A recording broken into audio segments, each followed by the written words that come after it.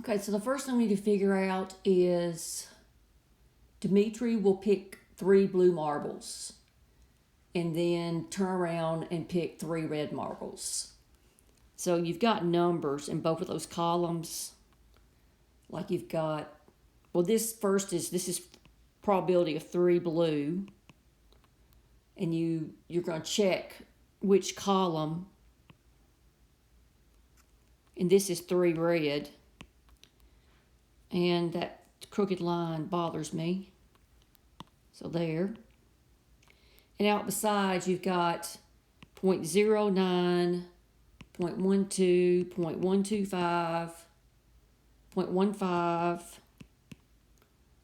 0.25, 0.5. All right, so let's figure out first the probability that Dimitri will pick 3 blue balls. Okay.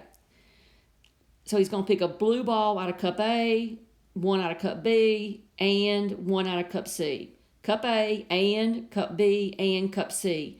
I'm emphasizing the word and because in probability that usually means multiplication.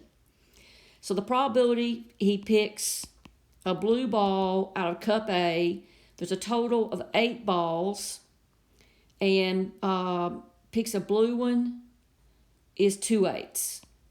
And picks a blue ball out of cup B, there's a total of 10, and there's 6 blues, and cup C, 10 possibilities, 6 blues.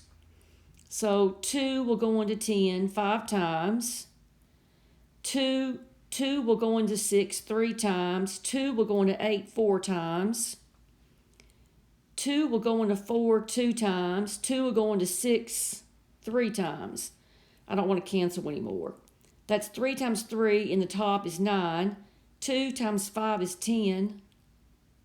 10 times 10 is 100. And that's 0.09. So you would put an X right there. Now let's calculate the probability that he picks a red. Cup A, total possibilities 8. Red 6 times.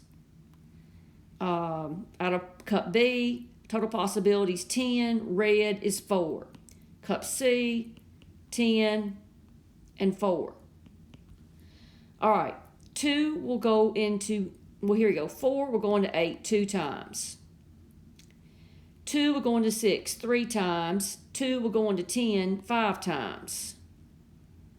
Let's see what we got left here. 4 times 3 is 12 on the top and 100 in the bottom, 0.12. So you come over here and put a 0.1x right there. That's how it works.